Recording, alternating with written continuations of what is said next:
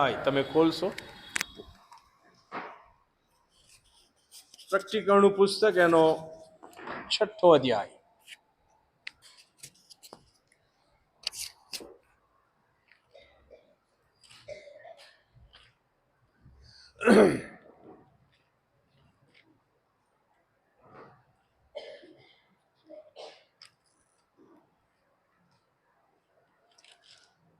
અને આજે હું એની 1 થી 4 કલમ વાંચવા માંગુ છું.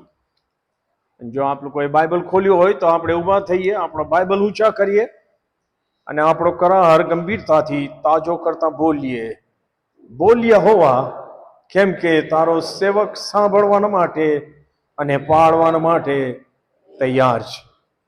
આમેન. 6ઠ્ઠો અધ્યાય પહેલી કલમથી. જ્યારે હલવાને તે 7 મુદ્રામાંની એકને તોડી, ત્યારે મેં જોયું તો 4 પ્રાણીઓમાંના એકને મેં બોલતા સાંભળ્યું, જાણે ગર્જના થતી હોય તેવા અવાજથી તેણે કહ્યું, આવ.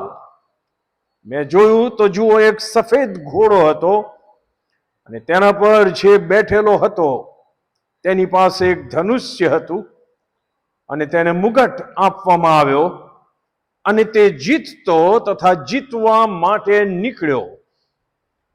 જ્યારે તેણે એટલે કે હલવાને બીજી મુદ્રા તોડી, ત્યારે મેં બીજા પ્રાણીને એમ કહેતા સાંભળ્યું, આવ. ત્યારે બીજો લાલ ઘોડો નીકળ્યો અને તેના પર જે બેઠેલો હતો તેને પૃથ્વી પરથી શાંતિ લઈ લેવાની સત્તા આપવામાં આવી, જેથી તેઓ એકબીજાને મારી નાખે. વળી તેને એક મોટી તલવાર આપવામાં આવી. આપણે બોલીએ આમેન અને બેસીએ. આમેન. બેસો. Thank you. ગયા વખતે આપણે પહેલી 2 કલમ સમજવાની કોશિશ કરી હતી અને આજે એમાં સહેજ આપણે આગળ જવા માંગીએ છીએ. મારી વિનંતી છે કે તમે દાનિયેલનું પુસ્તક એના પાછલા અધ્યાય 7 થી 12 અધ્યાય પણ વાંચતા રહેજો. ના સમજ પડે એવા છે પણ સમજાશે. જેટલી વાર વાંચશો એટલી વાર કંઈક ને કંઈક સમજ પડશે, કારણ કે પ્રકટીકરણ અને દાનિયેલનું પુસ્તક એમાં ખાસો બધો સુમેળ છે. અને દાનિયેલને જ્યારે કહેવામાં આવ્યું કે અંત સમયની વાતો આમાં લખી છે અને એને મુદ્રાંકિત કરવામાં આવી, પ્રકટીકરણમાં જ્યારે લખવામાં આવ્યું ત્યારે એ મુદ્રાઓ તોડીને એને સમજાવવામાં આવે છે. અને તેથી સમજવા માટે તમે એ વાંચતા રહેજો. સાથે સાથે મત્થીની સુવાર્તા એનો 24મો અધ્યાય પણ વાંચતા રહેજો એવી મારી વિનંતી છે. અને પ્રકટીકરણ તો મહેરબાની કરીને વાંચજો. અહીં આગળ જે પ્રાણીઓની વાત કરી છે એનો ઉલ્લેખ આપણને પ્રકટીકરણ 4 અને એની 7મી કલમમાં મળે છે. પ્રકટીકરણ 4 અને 7માં પહેલું પ્રાણી સિંહના જેવું હતું, બીજું પ્રાણી વાછરડાના જેવું હતું, ત્રીજા પ્રાણીને માણસના જેવું મોં હતું અને ચોથું પ્રાણી ઉડતા ગરુડના જેવું હતું.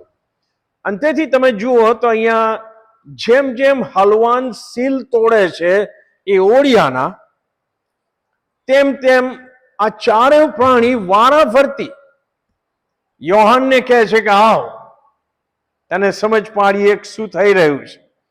હવે આપણે 4થા અધ્યાયની શરૂઆતમાં જોયું કે યોહાનને આત્મામાં સ્વર્ગમાં ખેંચી લેવામાં આવ્યો છે અને તેથી એ સ્વર્ગમાં એઝ ઇફ આત્મામાં જઈને સ્વર્ગમાં દર્શનો જુએ છે, પણ એકચ્યુઅલી જાણે કે સ્વર્ગમાંથી પૃથ્વી ઉપર જે બનવાના બનાવો છે એ જોઈ રહ્યા છે. સો આ તમે તમારા દિમાગમાં રાખજો. અને તેથી અહીંયા જે પહેલી 2 કલમમાં આપણે જોયું હતું કે જ્યારે એને કહ્યું ત્યારે એને જે જોયું એ તો કહે છે કે એક સફેદ ઘોડો હતો અને તેના પર જે બેઠેલો હતો તેની પાસે એક ધનુષ્ય હતું અને તેને મુગટ આપવામાં આવ્યો અને તે જીતતો તથા જીતવા માટે નીકળ્યો. આ ઈસુ ખ્રિસ્તનું વર્ણન નથી, એટલું યાદ રાખજો. કારણ કે ઈસુ ખ્રિસ્તનું જે વર્ણન છે, જે આવવાના છે, સેકન્ડ કમિંગ ઓફ જીસસ, એ 19મા અધ્યાયમાં આપણને મળે છે, એની 11મી કલમથી આગળ, કે જેનું આપણે ગયા બુધવારે અહીંયા આગળ એ બેમાં શું ડિફરન્સીસ છે એની વાત કરી હતી. 6થા અધ્યાયમાં એ ઘોડેસવારનું કોઈ નામ આપવામાં આવ્યું નથી, પણ 19મા અધ્યાયમાં નામ આપવામાં આવ્યું છે સફેદ ઘોડા ઉપર બિરાજમાન સવારનું, વિશ્વાસુ અને સાચો, ઈશ્વરનો શબ્દ, રાજાઓનો રાજા અને પ્રભુનો પ્રભુ. બેઝિકલી મારે કહેવું ના પડે, એ ઈસુ ખ્રિસ્તનું વર્ણન છે. જ્યારે આ જે છે એ અનામી છે. બીજો જે જોયું હતું કે આના માથા ઉપર એક જ મુગટ છે અને આમના માથા ઉપર ઘણા મુગટ છે. આના માથા ઉપર જે મુગટ છે એ ઇન્ફિરિયર ક્વોલિટીનો છે, ઓછી ગુણવત્તા વાળો છે. જે ગ્રીકમાં શબ્દ વાપર્યો છે મુગટ માટે, અહીંયા આગળ ઈસુ ખ્રિસ્તના માથા પર જે મુગટો છે એ રોયલ મુગટો છે, રાજવંશી મુગટો છે. એ આપણે જોયું હતું. આના હાથમાં ખાલી ધનુષ્ય છે. ઈસુ ખ્રિસ્ત પાસે એમના મુખમાંથી નીકળતા જે વચનો છે એની તલવાર છે કે આપણે શીખ્યા હતા. એમાં હું સહેજ આગળ જવા માંગુ છું. એ ઈસુ ખ્રિસ્ત નથી, એનું બીજું એક કારણ મને 15, 16 અને 17 કલમમાં મળ્યું. પ્રકટીકરણનું પુસ્તક 6થો અધ્યાય 15, 16 અને 17 કલમ. આ જેમ જેમ મુદ્રા તોડવામાં આવે છે એમ એમ પૃથ્વી ઉપર જાણે કે એક પ્રકારનો આતંક વધી રહ્યો છે, રાઈટ? એ બીજા ઘોડેસવારથી આપણે વાંચ્યું. પણ છેલ્લે શું કહે છે? એ કહે છે જગતના રાજાઓ, 15મી કલમ 6થો અધ્યાય, મોટા માણસો, ડિગ્નિટરીઝ, VVIPs, સેનાપતિઓ, મિલિટરીના અફસરો, શ્રીમંતો, પરાક્રમીઓ તથા દરેક ગુલામ તથા સ્વતંત્ર, એ તમામ ગુફાઓમાં તથા પહાડોમાં ખડકને ઓથે સંતાઈ ગયા. તેઓ પહાડોને તથા ખડકોને કહે છે, અમારા પર પડો અને રાજ્યાસન પર બેઠેલાની નજર આગળથી તથા હલવાનના કોપથી અમને સંતાડો, કેમ કે તેઓના કોપનો મોટો દિવસ આવ્યો છે અને કોનાથી ઊભું રહેવાય. મતલબ આ 6ઠ્ઠી મુદ્રા તોડી અને 7મી મુદ્રા 8મા અધ્યાયમાં આવશે, તોડશે. એ બેની વચ્ચે આ લખ્યું છે. એનો અર્થ કે 1 થી 6 મુદ્રા તોડી એ ઈશ્વરનો પૃથ્વી ઉપર રેડવામાં આવેલો કોપ છે, હલવાનનો કોપ છે. યસોનો જેઓએ ઈશ્વરની વાત સ્વીકારી નથી, જેઓએ સુવાર્તા સ્વીકારી નથી, જેઓએ રિજેક્ટ કરી છે, એ લોકોની ઉપર ઈશ્વરનો કોપ રેડી દેવામાં આવશે. અને આપણે જ્યારે આનો અભ્યાસ કરીશું ત્યારે કદાચ આપણને એવું લાગે કે કેટલા ક્રૂર ઈશ્વર છે, મારી નાખે છે, દુકાળ પાડે છે, મરખી મોકલે છે.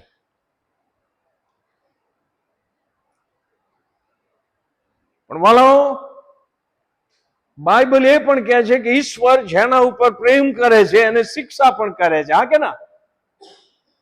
અને શિક્ષા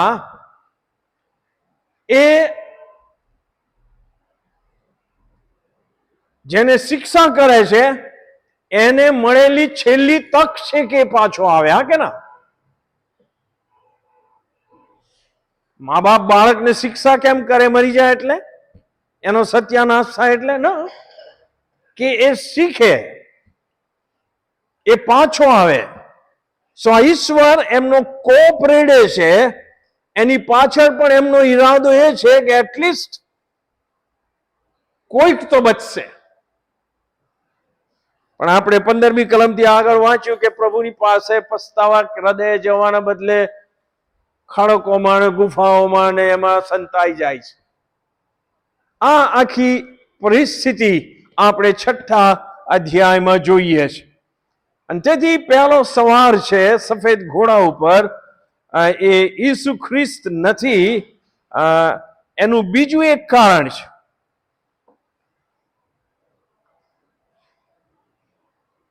કે આ સફેદ ઘોડાનો દુરુપયોગ કરવામાં આવ્યો છે.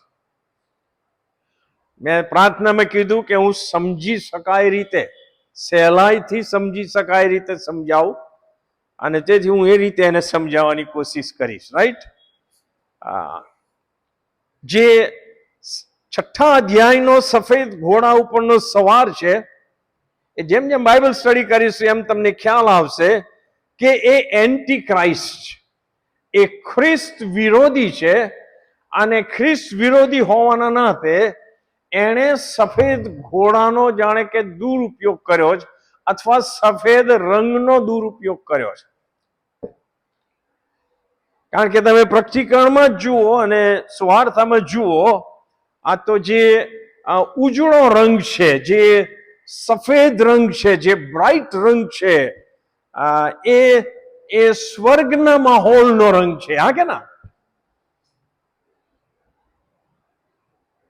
હું તમને ઝડપથી કહું તો તમે જો આપણે પહેલા જ અધ્યાયમાં ઉત્થાન પામેલા ખ્રિસ્તના દર્શન આ યોહાનને થાય છે, ત્યારે એણે એ દર્શનમાં શું જોયું? એણે જોયું, પહેલો અધ્યાય 4થી કલમમાં, દર્શનમાં એણે ઈસુ ખ્રિસ્તનું માથું તથા કેસ ધોળા ઊનના જેવા બરફની માફક શ્વેત જોયા. ઈસુ ખ્રિસ્ત. બીજા અધ્યાયની 17મી કલમમાં પેરગામની મંડળીને ઈસુ ખ્રિસ્ત કહે છે કે જે જીતશે એને નવું નામ લખેલો શ્વેત પથ્થર આપવામાં આવશે, સફેદ પથ્થર. રાઈટ? તમે જો 3જો અધ્યાય એની 4થી 5મી અને 18મી કલમ વાંચો, 4થો અધ્યાય 4થી કલમ, 6થો અધ્યાય 11મી કલમ, 7મો અધ્યાય 9મી કલમ, 13મી કલમ, તો ત્યાં ઉજળા વસ્ત્રો, શ્વેત વસ્ત્રો પહેરેલા લોકો જોવા મળે છે, તાણ પામેલા. જો એ હલવાનના રક્તમાં પોતાના વસ્ત્રો ધોયા છે એવું લખવામાં આવ્યું છે કે ના? એ બધા શ્વેત ઝભ્ભામાં છે. ઈસુ ખ્રિસ્ત જે આવશે શ્વેત ઘોડા ઉપર, એમની પાછળ જે બિલીવરોનું આખું સૈન્ય આવે છે, એ પણ શ્વેત ઘોડા ઉપર છે.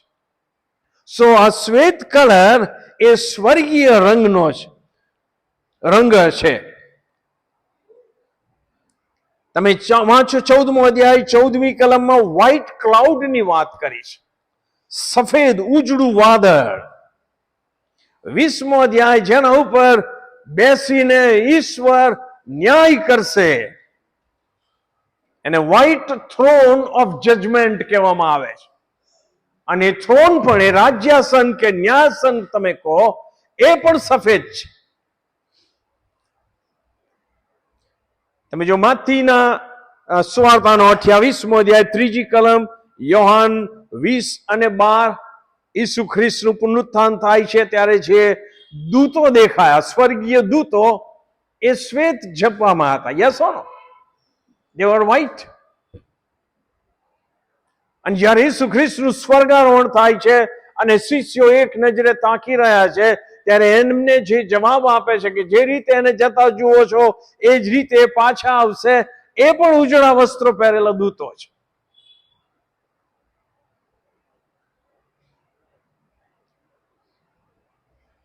રૂપાંતરના પહાડ ઉપર ઈસુ ખ્રિસ્તનું રૂપાંતર થાય છે. યસ ઓર નો?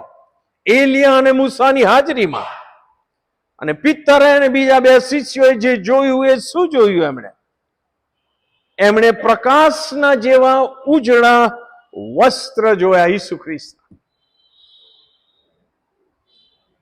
સફેદ વસ્ત્રો થઈ ગયેલા, અને એટલી હદ સુધી લખ્યું છે કે દુનિયાનો કોઈ ધોબી એટલા સફેદ ના કરી શકે.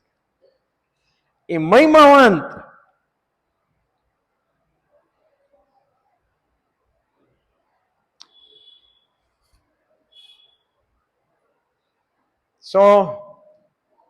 એન્ટી ક્રાઇસ્ટ સફેદ ઘોડા પર આવે છે કારણ કે એ ઠગ છે, હે ને? એ છેતરવા માંગે છે. એન્ટીનો અર્થ વિરોધી તો થાય છે, પણ એન્ટીનો બીજો અર્થ થાય છે એ નકલી પણ થાય છે. નકલી. સો એ નકલ કરીને આવે છે આ જગતમાં લોકોને હરમાવવા માટે. આ હું બાઇબલ સ્ટડી તૈયાર કરતો હતો ત્યારે આ એક બીજી કલમ મને યાદ આવી, મેં લખી છે અહીંયા આગળ. 2 કોરિન્થી એનો 11મો અધ્યાય. 2 કોરિન્થી અને એનો 11મો અધ્યાય, એની 13 થી 15 કલમમાં ત્યાં નકલી સેવકોની વાત સંત પાઉલ કરે છે. અને નકલી સેવકો શેતાનના તાબામાં છે. એન્ટી ક્રાઇસ્ટ પણ શેતાનના તાબામાં હશે. અને તેથી તમે જુઓ એ નકલી સેવકો માટે શું લખ્યું છે. પવિત્ર આત્મા લખાવે છે સંત પાઉલ મારફતે, કેમ કે એવા માણસો જુઠ્ઠા પ્રેરિતો, કપટથી કામ કરનારા, ખ્રિસ્તના પ્રેરિતોનો વેશ ધરનારા. અને એમાં કઈ આશ્ચર્ય નથી, કેમ કે શેતાન પોતે પ્રકાશના દૂતનો વેશ લે છે. તેથી જો તેના સેવકો, એન્ટી ક્રાઇસ્ટ એ શેતાનનો સેવક છે, એજન્ટ છે, એમ લખ્યું છે બાઇબલમાં. તેથી જો શેતાનના સેવકો પણ ન્યાયપણાના સેવકોનો વેશ લે તો તે કઈ મોટી વાત નથી. યસ ઓર નો? સો જે નકલી લોકો છે એ લોકોને છેતરવાના માટે આ જે અસલી છે એનું કંઈક કંઈક ધારણ કરી લે છે. હા કે ના?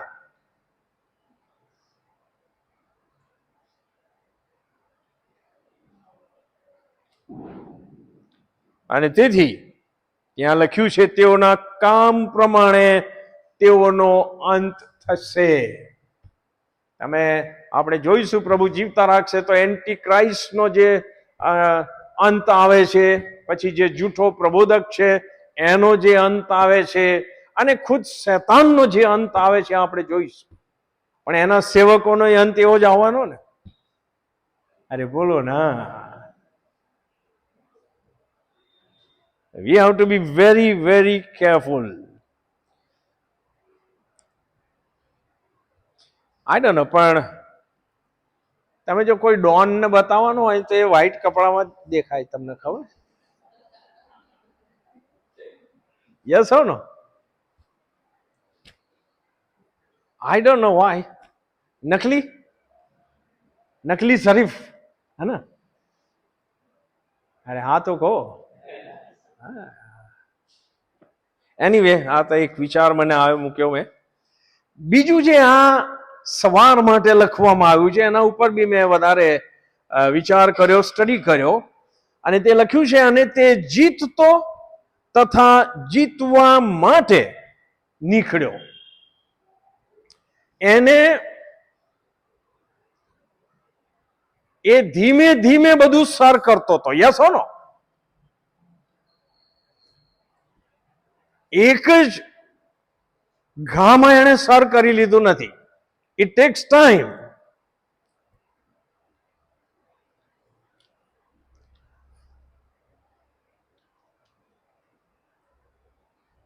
અને તેથી એ લોકોના દિલ જીતતો ગયો, અને છેવટે વર્લ્ડ લીડર બનશે, વર્લ્ડ રૂલર બનશે, પોલિટિકલ પાવરફુલ પર્સન હશે કે છે આ સ્કોલરોનું માનવું છે. અને તેથી ગઈ વખતે મેં છણાવટ કરેલી કે અત્યારે one world, one government, one leader, one કરન્સીની વાતો થઈ રહી છે ને. પછી છેવટે તે એકના જ હાથમાં આવશે ને. So the whole world is going towards that. અને એ આ જીતતો અને જીતવા માટે નીકળ્યો છે. એની વખતથી ઘણા કહે છે કે કદાચ ધાર્મિક રિલિજિયસ લીડર પણ હોઈ શકે. I don't know. પણ એક એવો લીડર એન્ટી ક્રાઇસ્ટ આવશે આ કે જે આખા જગતને પોતાનું કરી લેશે. અને હું બહુ વિચારતો હતો કે કેમ, પણ આ તો ઈશ્વરના જે કોપ રેડી દેવામાં આવ્યો છે એના એક ભાગ રૂપે, એટલે કે ઈશ્વરે એ અલાવ કર્યું છે, હા કે ના, કે જે એન્ટી ક્રાઇસ્ટ અને શેતાનને ખબર નથી કે છેવટે અમારું તો પતિ જ જવાનું છે. જેમ નબુકદનેસ્સરને ખબર નથી, ઈશ્વર એને ઇસ્રાએલ પ્રજાને શિક્ષા કરવાના માટે નબુકદનેસ્સરને મોકલે છે, પણ નબુકદનેસ્સરનો પણ ઈશ્વર કહે છે કે હું નાશ કરીશ જ્યારે એનો ઘડો ભરાઈ જશે ત્યારે. સો સી ધેટ આ ઈશ્વરની કાર્ય પદ્ધતિ ઘણીવાર આપણે સમજી શકતા નથી. એમના વિચારો એ આપણા વિચારોથી કઈ ઊંચા છે, એમના માર્ગો એ આપણા માર્ગોથી કઈ ઊંચા છે. યશાયાના 55મા અધ્યાયમાં ખુદ ઈશ્વર પોતે આપણને એ કહે છે. તમે કહેશો કે પણ ઈસુ ખ્રિસ્તે પ્રથમ આગમનમાં તો આ શેતાનનો એ હરાવ્યો છે. વેલ, યુ આર રાઈટ. શેતાનને હરાવ્યો છે ઈસુ ખ્રિસ્ત. તમે વાંચો, પિત્તર કહે છે લગભગ કે શેતાનના કામનો નાશ કરવાના માટે દેવનો પુત્ર, ઈશ્વર પુત્ર પ્રગટ થયો. પણ એ શેતાનના કામનો નાશ કરવાના માટે બીજી વાર આવશે ત્યારે એ શેતાનનો નાશ કરશે. આ સમજો તમે. અને તેથી પહેલી વખતના આગમનમાં શેતાનને હરાવવામાં આવ્યો છે અને એ હારેલો છે. He is a defeated enemy of God and of us all. But he is not yet destroyed.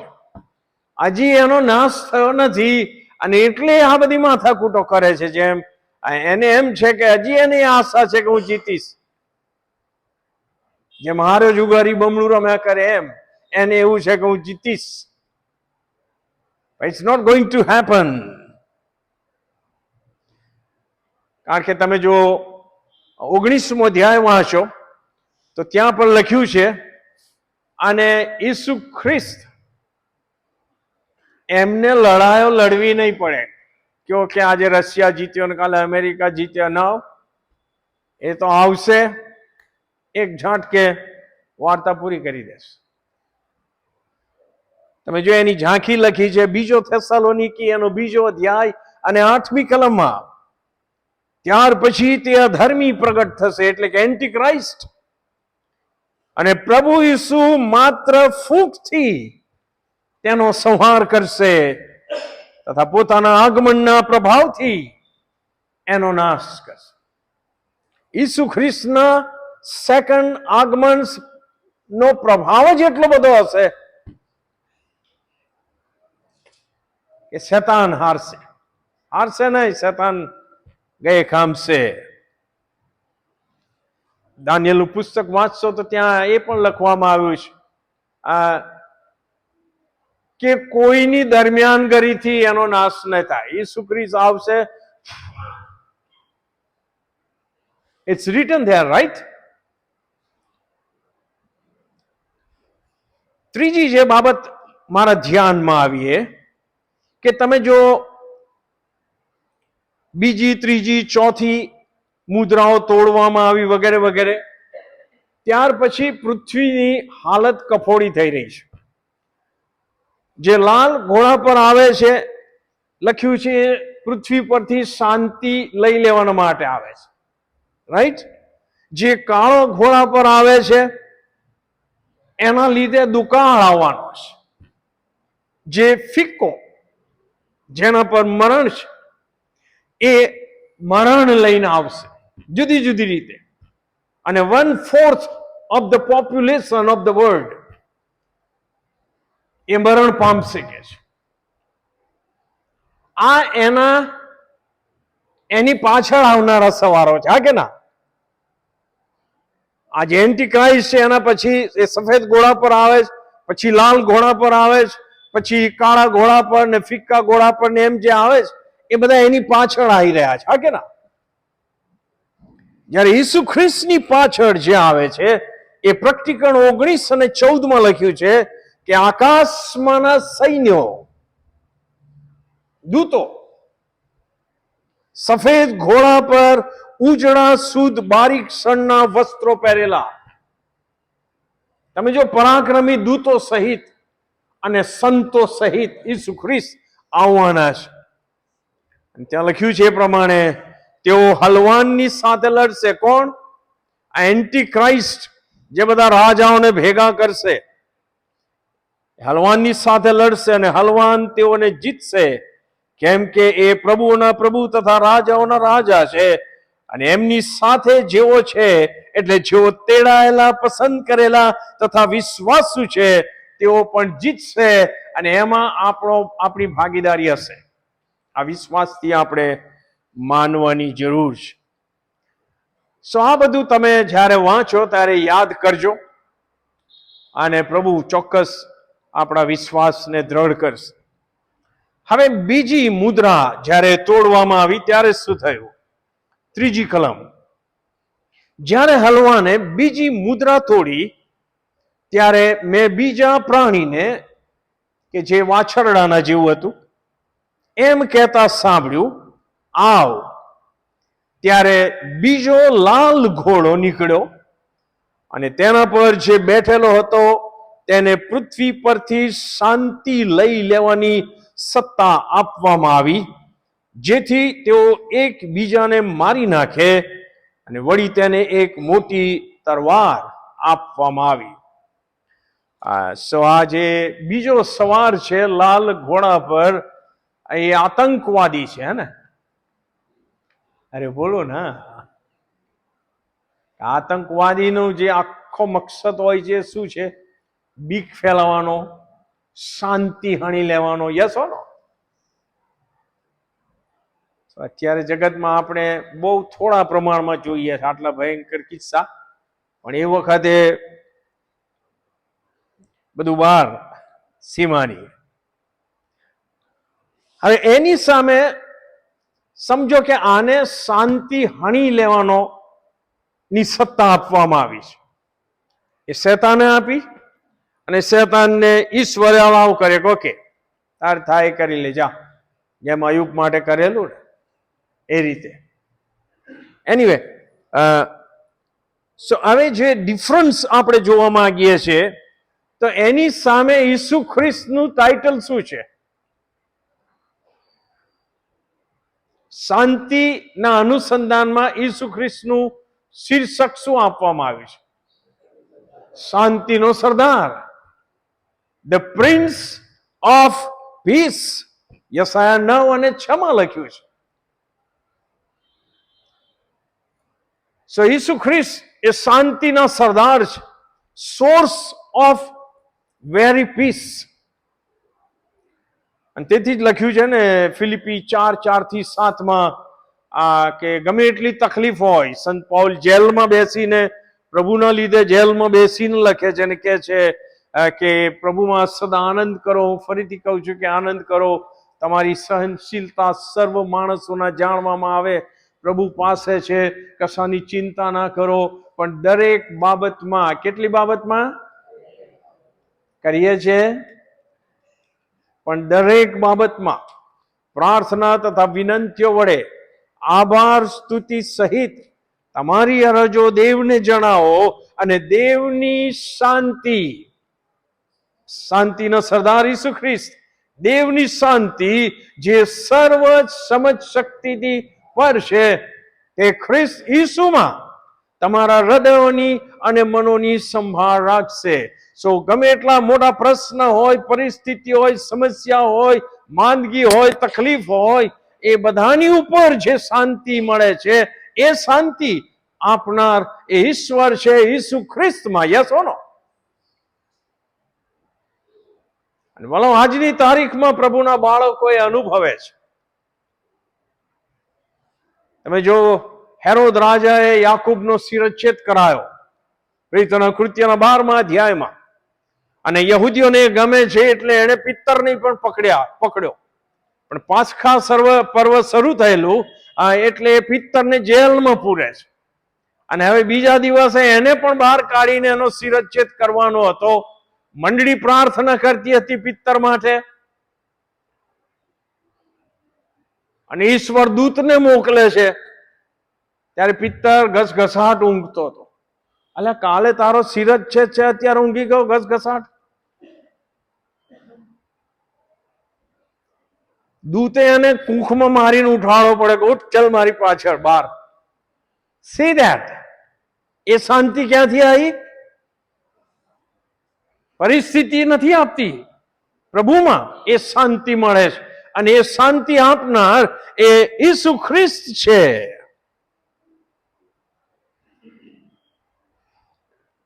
વેલ, ઈસુ ખ્રિસ્ત ન કેવળ પ્રિન્સ ઓફ પીસ છે, but he is also the peace maker. Peace maker એટલે સલાહ કરાવનાર, સમાધાન કરાવનાર, સુલેહ શાંતિ કરાવનાર છે. અને ઈસુ ખ્રિસ્તે કેવી રીતે કરાવી? પોતાનું બલિદાન આપીને. પહેલામાં પહેલી ઈસુ ખ્રિસ્ત એ શાંતિ કરાવે છે ઈશ્વર અને મારી વચ્ચે. યસ ઓ નો? તમે વાંચો રોમિયોનો પત્ર 1 અધ્યાય ને એની 5મો અધ્યાય ને પહેલી જ કલમમાં આ પ્રમાણે લખ્યું છે, ત્યારે આપણને વિશ્વાસથી ન્યાયી ઠરવામાં આવ્યા છે. તેથી આપણે આપણા પ્રભુ ઈસુ ખ્રિસ્તને આશરે ઈશ્વરની સાથે સમાધાન પામીએ છીએ. We have peace with God. ઈસુ ખ્રિસ્તમાં હવે હું ઈશ્વરનો શત્રુ નથી. Yes or no? પ્રભુ ઈસુ ખ્રિસ્ત કહે છે કે હું તમને મારા મિત્ર કહું છું. તો ઈશ્વર સાથે પીસ કરાવનાર. એટલું જ નહીં, એફએસી 2:13 અને 14 વાંચો તો ઈસુ ખ્રિસ્ત એ એકબીજાની સાથે પણ સલાહ કરાવનાર છે. He is the peace maker. આપણે નથી કરતા કોઈકની સાથે સમાધાન, એ અલગ વસ્તુ છે, પણ તમે જુઓ કેટલું મોટું સમાધાન. એફએસી 2:13 અને 14 એ પહેલા હું કહું કે અહીંયા જે બે જણની, બે પક્ષોની સમાધાન ઈસુ ખ્રિસ્તે કરાવ્યું છે, એ બહુ ભયંકર પક્ષો હતા. એક પક્ષ હતો યહૂદીનો અને બીજો પક્ષ હતો વિદેશીઓનો. યહૂદીઓને વિદેશીઓને બનતી નહોતી. યસ ઓ નો?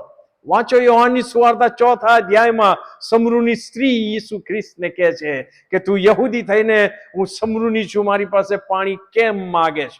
કારણ કે યહૂદીઓને સમરૂનીઓને કોઈ લાગભાગ છે નહીં. સ્કોલર તો એટલી હદ સુધી કહે છે કે યહૂદીઓ, ધાર્મિક યહૂદીઓ વિદેશીઓને કૂતરા સમાન માનતા, પાસે આવવા નહોતા દેતા. પણ ઈસુ ખ્રિસ્તે આ બંનેનું સમાધાન કરાવ્યું. કઈ રીતે? સંત પાઉલ પ્રખર યહૂદી, રાઈટ? ફરોશીઓનો ફરોશી, હિબ્રુઓનો હિબ્રુ કહે છે. નિયમ શાસ્ત્ર સંબંધી નિર્દોષ, આ બધી ઓળખાણ આપે છે. યહૂદીમાંથી પ્રભુ ઈસુ ખ્રિસ્તનો સેવક બન્યો. Yes or no? લુક કોણ હતો? વિદેશી. એ પણ સંત પાઉલની સાથે જ વૈદ તરીકે, ડોક્ટર તરીકે મદદ કરવા. તો આ બેનો મેળ કોણે પાડ્યો? ઈસુ ખ્રિસ્તે. એ બેનું સમાધાન કરે છે. ત્યાં શું લખ્યું છે વાંચો.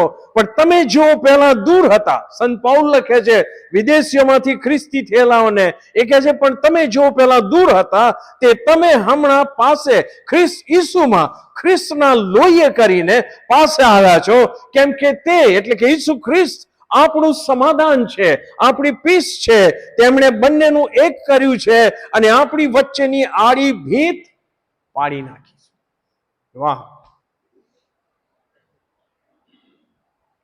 તો ઈસુ ખ્રિસ્ત શાંતિના સરદાર છે. અને તમને ખબર છે કે ઈસુ ખ્રિસ્તે એક જબરજસ્ત ધન્યતા કીધી છે કે જેને આપણે ફોલો કરવાની જરૂર છે. માથી 5 સલાહ કરાવનારાઓને ધન્ય છે, કેમ કે તેઓ જાણીએ છે ખરા પણ કરાવીએ છે આપણે જ નથી કરતા, બીજાની ક્યાં કરાવવા જઈએ? See that?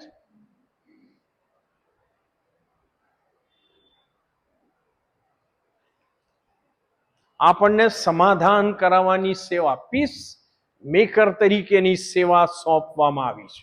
બાઇબલ કહે છે તમે જો બીજો કોરિન્થી 5મો અધ્યાય 17 થી 19 કલમ વાંચો, બીજો કોરિન્થી 5, 17 થી 19 કલમ, ત્યાં લખ્યું છે, માટે જો કોઈ માણસ ખ્રિસ્તમાં છે તો તે નવી ઉત્પત્તિ છે.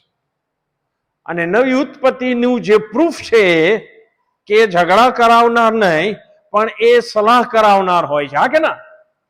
વાંચો શું કે છે આગળ, જે જૂનું હતું તે સર્વ જતું રહ્યું છે, જુઓ તે નવું થયું છે, પણ સર્વ ઈશ્વર તરફથી છે, જેમણે ખ્રિસ્તની મારફતે આપણું સમાધાન પોતાની સાથે કરાવ્યું અને સમાધાન પ્રગટ કરવાની સેવા અમને સોંપી. એટલે ઈશ્વર ખ્રિસ્તમાં પોતાની સાથે જગતનું સમાધાન કરાવીને તેઓના અપરાધ તેઓને લેખે ગણતા નથી, અને તેમણે અમને સમાધાનનો સંદેશો સોંપેલો છે.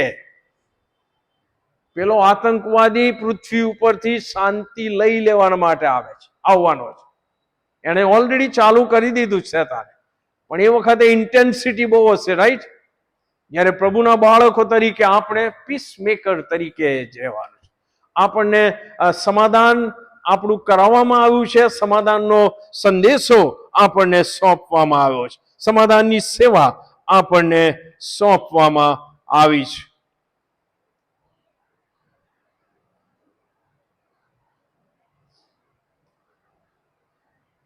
લાલ ઘોડા ઉપર જે સવાર, મેં કહ્યું એમ, એ અશાંતિ, અરાજકતા, એને આતંક ફેલાવવામાં રસ છે. યસ ઓર નો? પૃથ્વી પરથી શાંતિ હણી લેવા આવવાનો છે, કેમ કે તે શેતાનનો એજન્ટ છે. વન ઓફ ધ પ્રૂફ કે શેતાનનો એજન્ટ છે, કારણ કે યોહાન 10 અને 10 ખુદ ઈસુ ખ્રિસ્તે શેતાનનો જે મતલબ છે આખરી મનુષ્ય માટેનો, પૃથ્વી ઉપરના મનુષ્ય માટેનો, એ જાહેર કરતા એમણે કીધું છે કે ચોરી કર. શેતાનને શામાં રસ છે? તમારું ચોરી લેવામાં, તમને મારી નાખવામાં, તમારો નાશ કરવામાં. યસ ઓર નો? ચોરી કરવા, મારી નાખવા, નાશ કરવા સિવાય બીજી કોઈ મતલબથી શેતાન આપણને આપણી ઉપર પરીક્ષણ લાવતો નથી.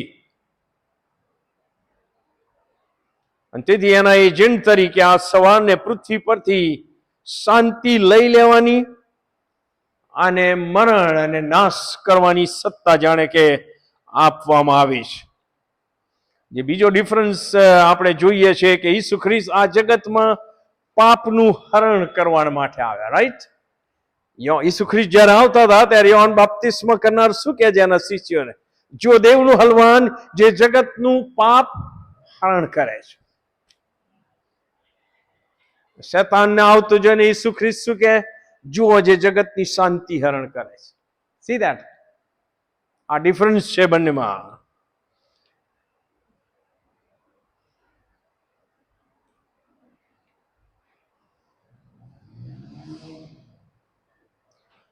અને કેવી રીતે શાંતિ હણી લે છે ખબર છે? તમે શાંતિ કેવી રીતે હણી લો? બે મિત્રોની વચ્ચે સરસ સુમેળ હોય, એ શાંતિ હણી લેવી હોય તો કાન ભંભેરણી કરો, રાઈટ? કાન ભંભેરણી કરો કે આ તને આવું કહેતો હતો, આ તને આવું કહેતો હતો. જો કાચા કાન ના હોય ને તો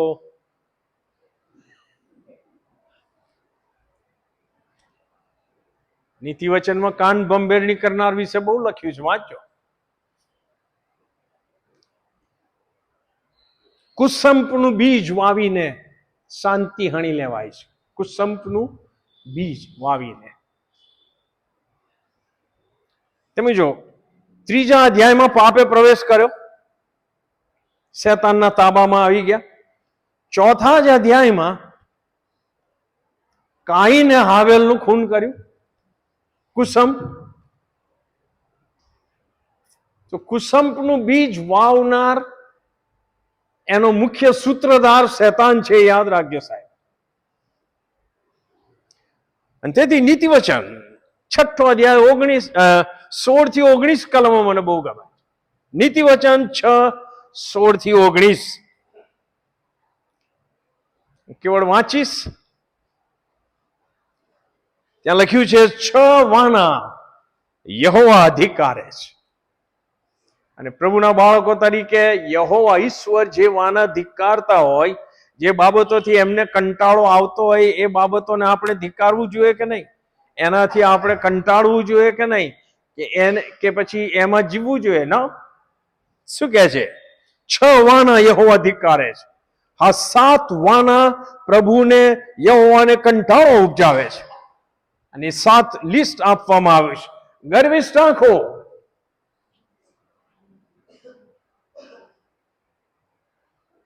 ગર્વિષ્ઠ આંખો, જુઠ્ઠા બોલી જીભ,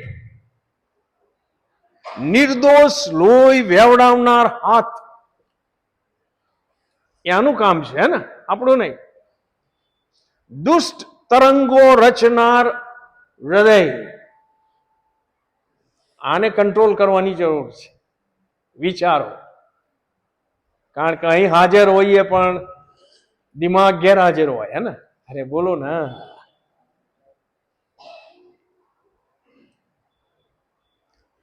નુકસાન કરવાને દોડી જનાર જલદ પગ. તમે જો આખા શરીરની જ વાતો કરી છે. અસત્ય ઉચ્ચારના જૂઠો સાક્ષી. અને છેલ્લું, last but not the least, ભાઈઓમાં કુસંપનું બીજ વાવનાર. એને યહોવા ધિક્કારે છે અને એનાથી યહોવા કંટાળે છે. યસ ઓ નો? એક વસ્તુ યાદ રાખો કે એવો ભયંકર સમય આવવાનો છે કે જ્યારે પૃથ્વી ઉપરથી શાંતિ હણાઈ જશે. જે હું પર્સનલી માનું છું કે આ જે કોપ રેડવામાં આવશે ત્યારે પહેલા તો મંડળીને ઉપર લઈ લેવામાં આવી હશે. સો આપણે એના માટે તૈયાર રહીએ. રાઈટ? વેલ, તમે વાંચતા રહેજો. પ્રભુની ઈચ્છા હશે તો આપણે આવતા બુધવારે મળીશું.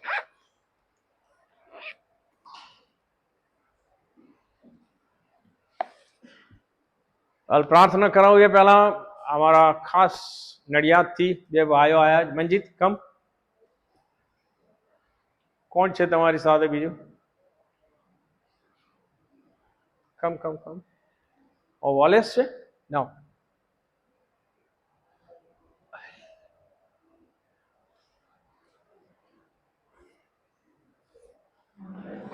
મંજીત છે એનું નામ. આ રમેશભાઈ નો દીકરો હે ને? Yes yes yes. ઓકે. આ નડિયાદમાં રહે છે અને અમે વર્ષોથી, લગભગ 89 થી હું નડિયાદમાં બાઇબલ સ્ટડી ચલાવવા જતો હતો. ત્યારે શરૂઆતમાં એના પિતાજી દિનેશ કોન્ટ્રાક્ટર એ ખૂબ મદદ કરતા હતા મને. એ પ્રભુમાં ઊંઘી ગયા. હવે એમનો દીકરો અમને મદદ કરે છે. અને બાજુમાં દીકરો છે એના પપ્પા. હું જ્યારે પાસ્ટર હતો ગાંધીનગર ત્યારે એ લોકો બહુ નાના હતા. હું ઓળખી ગયો ત્યારે. એના પપ્પા હમણાં જ થોડા સમય પહેલા જ પ્રભુમાં ઊંઘી ગયા. પણ આ મંજીત એ લેબમાં જોબ કરે છે, પણ સાઈડમાં એ બહુ જબરજસ્ત એક સેવા કરે છે. યહોવા ઈરે એ નામે. અને જે હોસ્ટેલમાં, મેથોડિસ્ટ હોસ્ટેલમાં જે બાળકો ભણે છે એમના માટે સ્કોલરશીપ ઊભી કરે છે. એટલું જ નહીં, દર શનિવારે ટીમ લઈને કઠલાલ હોસ્ટેલમાં જઈને ફ્રી ટ્યુશન આપે છે લોકોને. સાઉથ ગુજરાતમાં હું ક્રિસમસમાં એમણે કાર્યક્રમ રાખેલો, હું ગયેલો. સાઉથ ગુજરાતમાં એક ગામ છે, ત્યાં જઈને એમણે મા બાપને કન્વિન્સ કરીને એમની દીકરીને હોસ્ટેલમાં મૂકી, એક જ દીકરીને. અને એનામાં એટલા બધા આશીર્વાદો ગયા કે બીજા વર્ષે 23 છોકરીઓ ત્યાંથી તૈયાર થઈ, એક જ ગામમાંથી. અને એ બધાની સ્કોલરશીપ એમણે ઊભી કરીને ભરી. સો પ્રભુનો આભાર માનીએ છીએ મંજીતના માટે. અને એની ટીમ છે, આ બધા છોકરાઓ જુવાનિયા એની મદદમાં રહે છે. અમારી ક્રાયની સેવામાં એમણે જબરજસ્ત મદદ કરી છે. સો એ મારે એમની કદર કરવી જ જોઈએ પ્રભુના નામમાં. God bless you. God bless you. Okay, છેલ્લી પ્રાર્થના કરીએ ને પછી આપણે છૂટા પડીશું. રેડી? પ્રભુ, અમે ધન્યવાદ આપીએ છીએ તમારા વચનો સાંભળવાના માટે, સમજવાના માટે, સમજાવવાના માટે. તમે અમને મદદ કરી અને અમારા રોજબરોજના જીવનમાં પ્રભુએ આ સગળી બાબતો અમને મદદ કરી. એ રીતે અમે કદાચ અઘરા કહી શકાય એવા વચનો સમજી શક્યા અને માટે આભાર માનીએ છીએ. જે સાંભળ્યું છે, જે સમજ્યા છે, એને અમે જીવનમાં ઉતારીને આશીર્વાદિત થવા માંગીએ છીએ. પ્રભુ, તમારી કૃપા અમારા ઉપર તમે જારી રાખો. મંજીત અને એની સેવાને, એના ટીમને તમારો આશીર્વાદ આપો, એવી અમે પ્રાર્થના કરીએ છીએ.